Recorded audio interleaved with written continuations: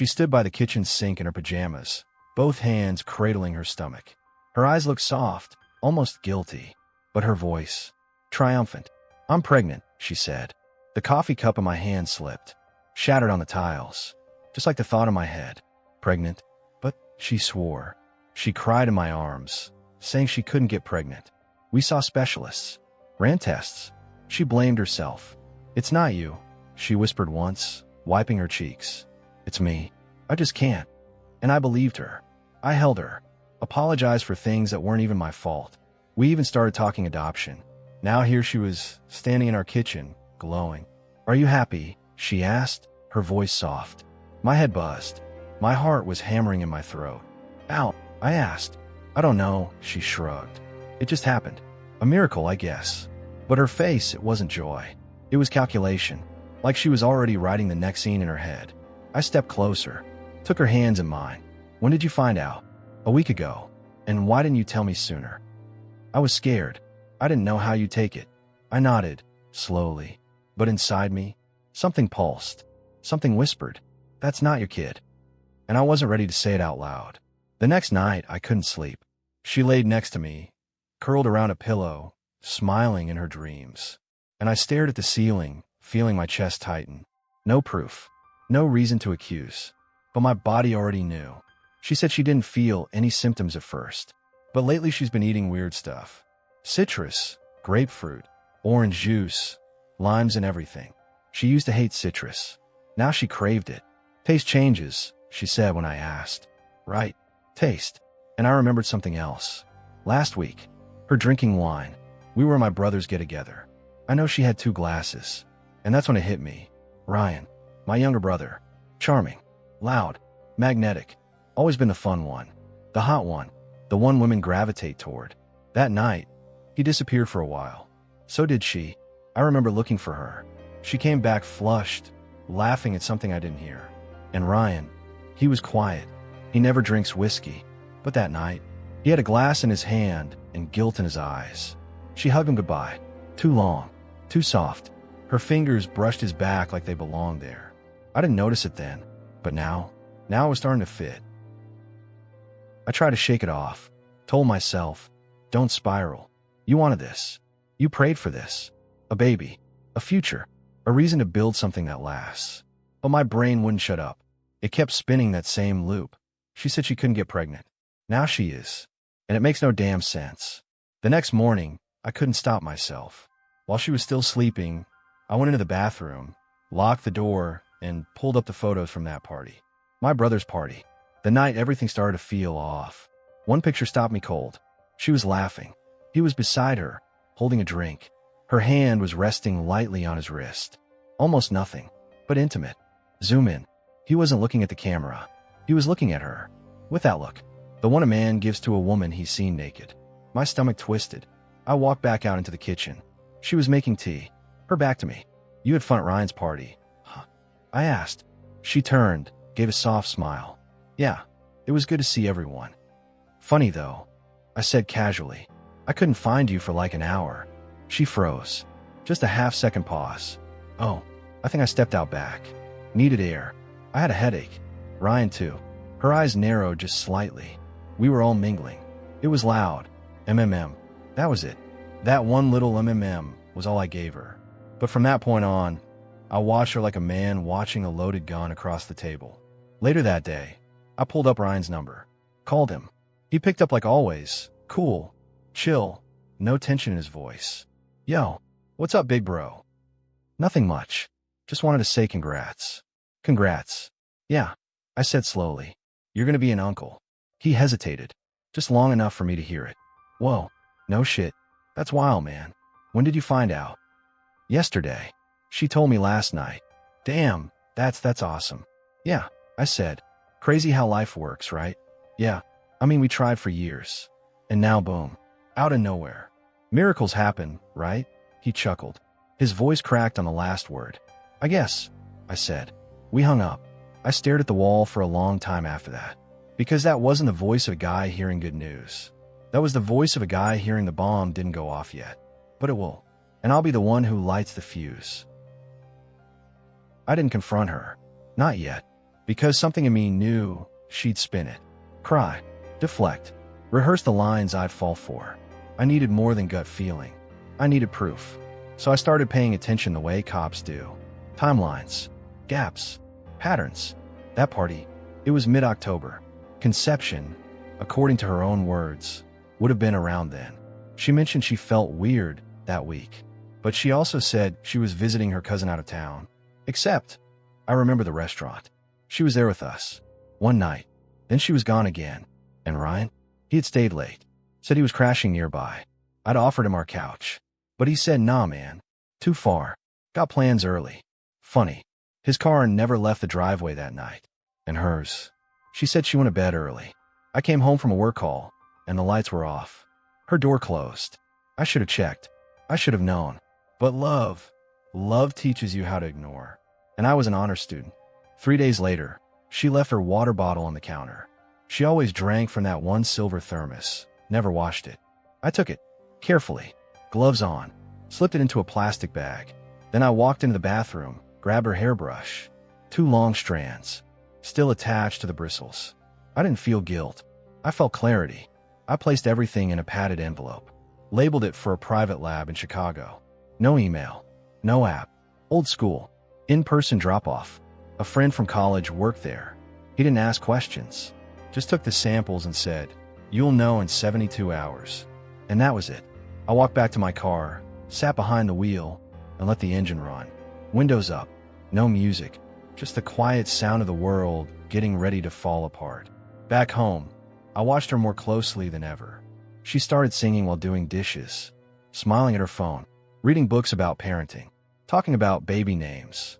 And I played along. I touched her back gently, nodded when she said, "Maybe Noah, if it's a boy." But deep down, I was counting hours, minutes, because if that kid wasn't mine, then this woman I would have died for.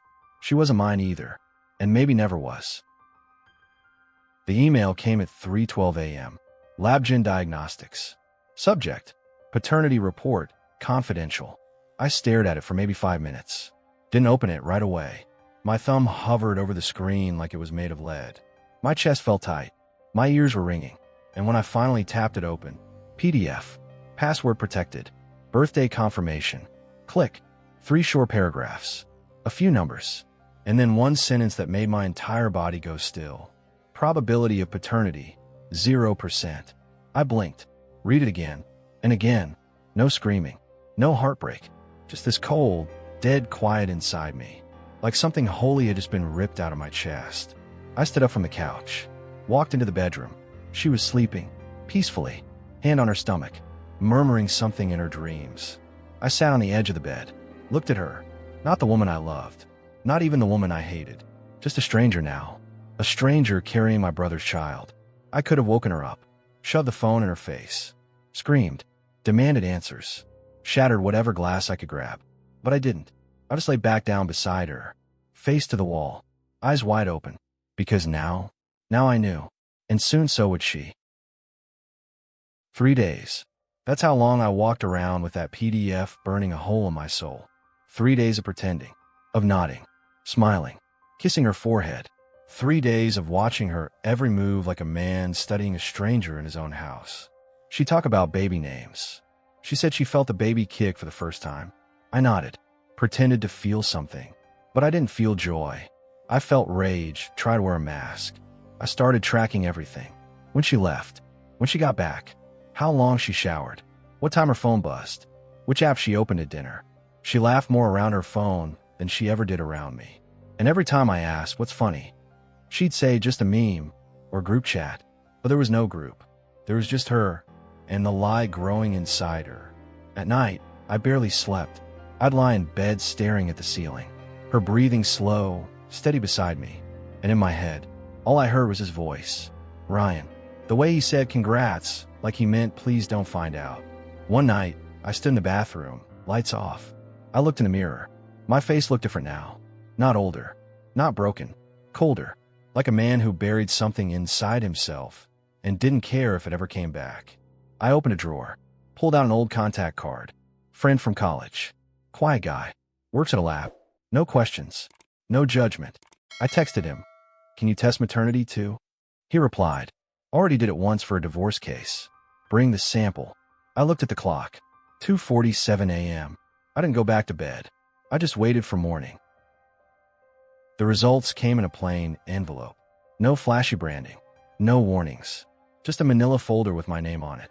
I sat in my car in the parking lot for 30 minutes before I opened it. Inside, one sheet of paper, and one sentence that made everything stop. Probability of paternity, 0.00%. No fanfare, no dramatic wording, just a clean bullet through the center of my chest. I didn't cry, didn't scream, didn't punch the steering wheel like some movie scene. I just sat there, still, like I'd just been unplugged. The air in the car felt heavy, like I was breathing concrete. My heart beat slow, deep, mechanical. That child wasn't mine. The woman in my house. She wasn't mine either. She was never mine. When I got home, she was humming, standing by the stove, making tea, wearing that wife smile like it still fit. I dropped my keys, took off my coat. She turned and said, "You okay? You look pale." "I'm fine," I said. She stepped closer. "You sure?" I smiled. "Yeah, just tired." And I meant it. Not the kind of tired that a nap fixes. The kind of tired you feel when something dies quietly inside you, and you bury it yourself. That night, I laid in bed beside her again. She placed my hand on her stomach. I left it there. Still, empty. She whispered, "Do you think he'll have your eyes?" I didn't answer, because he wouldn't. And deep down, she knew I knew. But neither of us said it. Not yet. I didn't text him first. Didn't give him a heads up. I just drove. No music. No distractions. Just me and the road and the sentence looping in my head. Probability of paternity, 0. It echoed like a drumbeat against the windshield. By the time I pulled up to Ryan's place, my knuckles were white from gripping the wheel. I rang the doorbell. He opened it in a t-shirt and sweatpants. The same smile he always wore. Easy. Relaxed. Familiar. "Bro, what's up? Can I come in?" "Yeah, of course." He stepped aside. I walked in like a man heading into a courtroom. Same apartment. Same weights on the floor. Same smell of cheap aftershave. Nothing had changed. Except everything. We sat at the kitchen counter. He offered me a drink. I shook my head. "I know," I said. He blinked. "What?" I pulled out the envelope. Slid it across the table like a poker hand. He didn't touch it. Just looked at it. "What's that?" "Lab results," I said. "DNA test. The kid's not mine." Silence. His eyes dropped to the envelope, then back to mine. He swallowed hard. "How long have you known?" "Long enough." He leaned back, rubbed his face. "It was a mistake," he said. "A stupid, drunk mistake. Once." Silence. "Twice?" I asked. He hesitated. "3." My jaw tensed. But I didn't move. "She told me you've been distant. That you were fighting. That she thought you were cheating." "I wasn't." "I know," he whispered. "She lied. To both of us." "No," I said. "She manipulated. You let her." He looked away. "I didn't plan it, man. I swear. It just had happened." "No," I said calmly. "You let it happen." I stood up. He stayed seated, staring at the floor like a kid caught stealing. "You're not my brother anymore," I said. He didn't argue. I walked to the door. He called out softly, "What are you gonna do?" I paused. "Start over. Without either of you." And then I left. Not with a slam. Not with rage. Just gone. And it felt cleaner than anything I'd done in years. I got home just after sunset. She was on the couch, watching one of those reality shows she always said she hated. Probably just needed the noise. When I walked in, she smiled. "You're back early. Meeting ended fast," I said. She muted the TV. "You want dinner?" "No." She tilted her head, searching my face. "You okay?" "I'm fine." That was the last full sentence I said that night. She tried to pretend things were normal. Talked about strollers, baby names, how our neighbor offered to give us a crib. I nodded, answered with MMHM, and cool, and sounds good. But I wasn't really in the room. I was on the edge of a cliff, watching her balance on lies. And waiting. That night in bed, she scooted close, rested her head on my chest like she used to. I didn't move. She whispered, "I feel like you've been distant lately." I stared at the ceiling. "We can talk, you know," she added. "About anything." I almost laughed. "Anything?" I turned my head and kissed the top of hers. She sighed with relief. But inside me, everything was ice.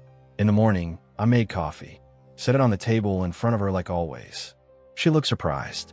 You made this? Yeah. She took a sip, smiled, and I said, we're going to the clinic tomorrow. Her hand paused midair. What for? For a joint consultation. I want to be involved. In everything. She nodded slowly. Oh, okay. Yeah, that's great. I stared into her face. No blinking. No smile. Just this cold stare that said, I know. And she felt it. Right then. The shift. She didn't say another word. And I didn't either. We showed up to the clinic at 9:45 sharp. She wore soft makeup and that calm, glowing mom look. Held my hand in the waiting room like nothing was wrong. Like we were still us.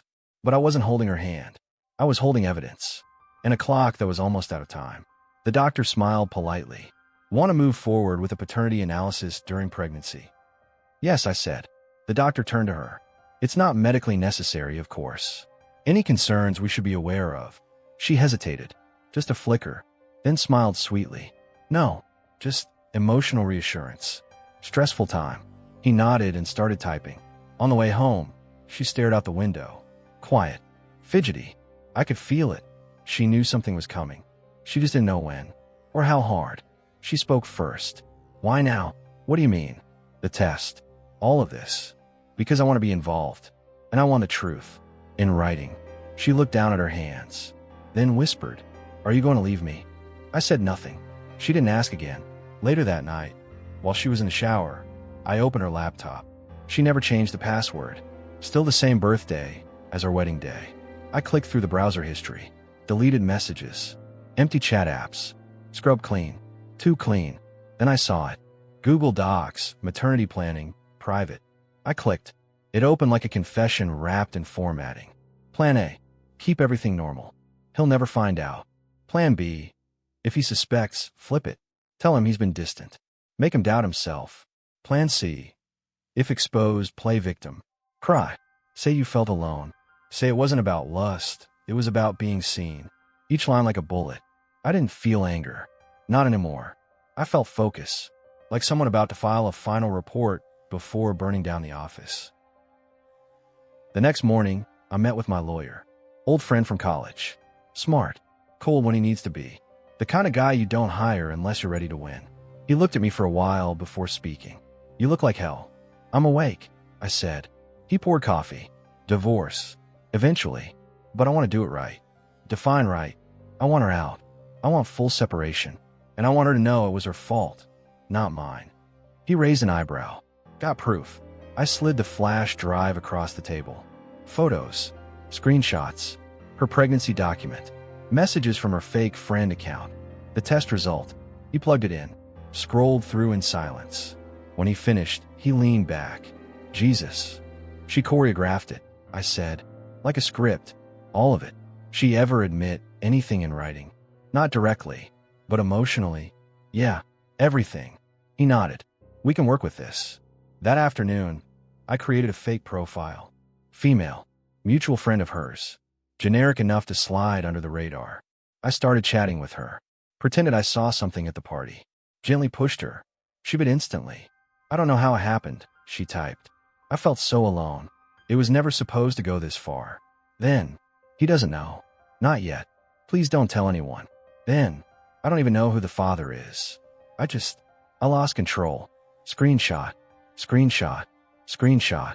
Saved. Time-stamped. Archived. Then I messaged Ryan. You said it happened once. She says it was more. He replied almost immediately. It was 3 times. I swear. I thought she was leaving you. She said you were cheating first. She lied to both of us. I know, he wrote. I was stupid. I'll own it. But I wasn't replying for closure. I just needed his words. His admission. Now I had it. I sat back in my chair, breathing steady, heart flatlined. I didn't feel like a victim anymore. I felt like the executioner, and the blade was almost ready. I didn't raise my voice. I didn't accuse her. I just stopped being warm. I stopped asking how she was feeling. Stopped kissing her forehead in the morning. Stopped rubbing her back when she said she was tired. The little things. I let them die. And it destroyed her. She tried to stay upbeat. Made pancakes. Played soft music in the kitchen. Wore that fake, everything's okay. Smile like it wasn't cracking at the edges. But I wasn't playing the same role anymore. Want coffee? She'd ask. No thanks. Want to go for a walk? I'm good. She started fidgeting, watching me more closely, looking for clues that I hadn't given her yet. And that was the point. One night, she broke. Can we talk? She said, standing in the doorway of the living room. I didn't look up from the TV. About what? About us. I muted the screen. She stepped closer, wringing her hands. I feel like you're not here anymore. Like, you're somewhere else. I nodded. I am. She sat on the arm of the couch. Are you mad at me? No. Then what is it? I turned to face her. You want honesty? She hesitated, then nodded. I stood up, walked to the bedroom, came back with the tablet, set on the table. One video. Her chat with the fake profile. Her confession. Every word. She didn't even touch the screen. Just stared at it. Then up at me. Her face drained of color. What is this? She whispered. Your truth, I said. She blinked, tears forming. You were spying on me? No. I gave you a chance to tell me yourself. You chose the mask. She sat down slowly, eyes locked on the floor. I never meant for it to go this far. You meant for it to be easy. She looked up, desperate. So what happens now? I smiled softly, coldly. Tomorrow night, we're going to dinner. And my parents. Her mouth dropped slightly. What? Why? Because they should hear it from you. Not from me. You're insane. No, I said. I'm just done pretending. The next evening, we drove to my parents' house. She looked like she was dressed for court. Full makeup, soft curls, maternity dress that said, I'm glowing, not I'm guilty. She asked once in the car, can we please not do this tonight? I didn't answer, just kept driving. Dinner smelled like every childhood memory I had. Roast chicken, garlic bread, red wine, my dad laughing too loud. Mom brought out an old photo album. Remember this? You boys on the sled. I smiled. Even Ryan was there, because I invited him, and he came, out of guilt, or stupidity, or both. She didn't look at him once, but I watched her watching the table, like it was rigged to explode. And it was. After dessert, I stood up. Got something to share, I said casually. Everyone turned. She's pregnant. Gasps. Cheers. My mom's eyes lit up. My dad stood to hug me. Even Ryan clapped, awkwardly. But his smile faded when I turned toward him. It's kind of a miracle, I added. I looked at her. Isn't that right, babe? She nodded. Shaky. Yeah, total miracle. I kept going. We even picked out a name. My mom leaned in. Oh, what is it? I looked at Ryan. I thought, maybe we'd name him after someone special. She froze. Ryan paled. A name that really fits who he'll be. Right, Sarah? She stood. Stop. What? I asked. You didn't stop. Not once. Not twice. 3 times, right? My parents stared. My mom covered her mouth. I didn't mean, she started. But I raised my hand. Don't. Not here. Not after all that lying. Not after making me believe I was becoming a father. The table was silent. Ryan stood up, trembling. I should go. You should, I said. And don't come back. He walked out. She followed, but not before looking at me one last time. Her mouth opened like she wanted to say something. But what could she say? There was nothing left to lie about. The next morning, she didn't get out of bed. Didn't say a word. Just curled up on her side, blanket pulled to her chin, staring out the window like a prisoner waiting for a verdict. I made coffee, brought it in, set it on the nightstand. She looked up, confused. You made this? I nodded. It's a goodbye. She blinked. Goodbye to what? To comfort. I handed her an envelope. She didn't open it right away. Just stared at it like it might bite. What is this? She asked, barely above a whisper. Exit instructions. Inside. 1. Divorce papers. 2. Waiver of paternity rights, with attached DNA proof. 3. Property agreement. Everything bought under my name stays with me. You have 2 options, I said. Sign and walk away quietly, or drag it into court and watch your entire story collapse. You're threatening me? I'm giving you a choice. Something you never gave me. Her hand shook. I'll lose everything. No, I said. You lost everything the night you chose someone else in my house. She stood up, angry now. I was scared. You were distant. I didn't feel seen. And Ryan made you feel special. I said, that's your justification? I made a mistake. No, I said calmly. You made a series of calculations, and you bet I'd never find out. She started crying. The baby's innocent. I know. That's why I won't fight for custody. But he's not mine, and neither are you. She dropped into a chair like her legs gave out. I don't want to be hated. Then you shouldn't have built your life on a lie. She whispered. So what now? Now, I said, you get 24 hours. After that, everything goes public. What does that mean? It means your boss, your clients, your friends, they'll all hear the truth. Not from me, from your own words. Her face went white. I walked out of the room, not because I was done talking, because she finally had nothing left to say. She came to me later that night, eyes swollen, hair unbrushed. The woman who used to wear confidence like perfume now looked like someone who'd been rained on and left outside to dry. I messed everything up, she said. I didn't answer. I wasn't thinking clearly. I was scared, lonely. You were so distant. Don't, I said. Don't feed me lines from a script. I mean it, she whispered. I still love you. You don't even know what love means. She stepped closer. I know I hurt you, but we can fix it. No, I said. We can't fix something you burned down and danced in the ashes of. She dropped her knees, pregnant, crying, holding my leg like it might save her. I have nothing without you. You had everything, I said, and you spent it. You're the only one I ever felt safe with. Then why'd you run into someone else's arms? I don't know. You do, I snapped. You just don't want to say it out loud, because saying it makes you what you actually are. She buried her face in her hands. I'm not a bad person. You're not a person to me at all anymore. She looked up at me like I'd punched her. And maybe I had, just not with my fists. She tried again. What about the baby? He's still half of you. I leaned in. No, he's half Ryan. And you don't get to wrap that mistaken innocence and call it mine. She stood slowly, her voice low, defeated. So this is it. This is you, I said, seeing yourself for the first time. Without filters. Without backup dancers. Just you. I'm sorry. No, you're just exposed. Then I handed her a second envelope. This one's for your lawyer. It's got everything. Evidence, timelines, signed statements. She took it with shaking fingers. I'm not going to destroy you, Sarah, I said. I'm just going to let you do it. I didn't go on social media. I didn't make a post. I just sent one email. To her boss. Subject line, personal matter, for your eyes only. Attachment, screenshots. Her messages. Her maternity plan. That one line. He thinks it's his. How sad is that? No commentary. No signature. No drama. Just truth. Delivered. She got the call later that day. I watched her take it from the kitchen. She stepped onto the patio. Paced. Voice cracking. I didn't mean. It's not what it looks like. I can explain. But you can't explain who you are. Not when the mirror's already been handed to everyone. Later that week, I sent one more message. To one of her closest friends. Just the screenshots. No message. No accusation. No context. Because people don't need to be told what to think. They just need to see. Her friend blocked her within an hour.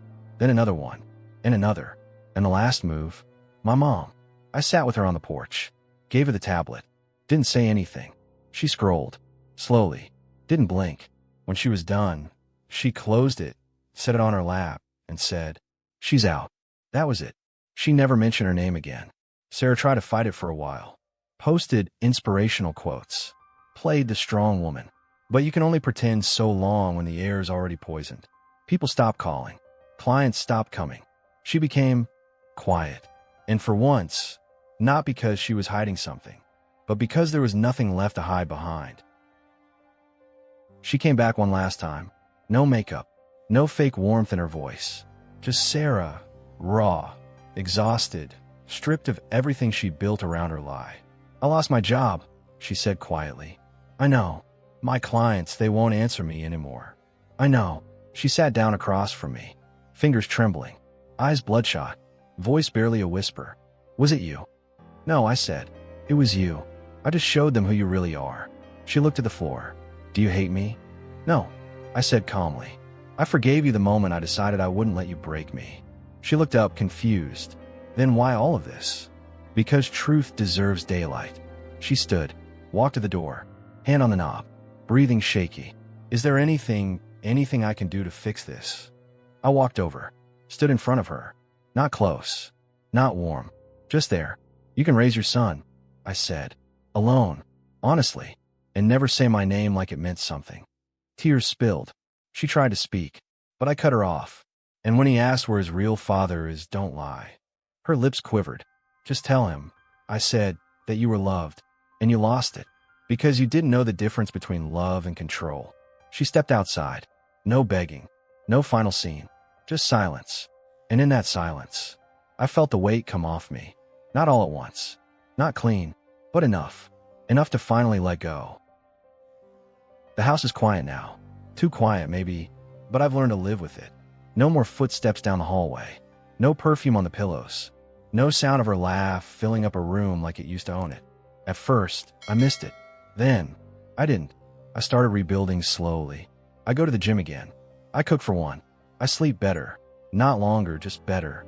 Sometimes I still wake up at 7:30, out of habit. Instinctively turn toward her side of the bed. It's always empty. But that emptiness doesn't scare me anymore. It reminds me I'm not being lied to. Ryan's gone. We haven't spoken since that dinner. And if I'm being honest, I don't think I ever will. He made his choices. And Sarah? She moved out. Left the keys in the mailbox. No letter. No goodbye. The silence was her first honest gift. Sometimes I wonder about the kid. Not because I want to be part of his life, but because I hope he turns out better than the two people who made him. And if one day that boy knocks on my door and asks, "Who were you to me?" I'll look him in the eye and say, "I was the man who thought you were mine, who almost became your father, and chose not to lie to you, even when everyone else did." Love doesn't always come with closure. Sometimes it comes with consequences. And walking away, that was the kindest thing I ever did. For her. And for myself.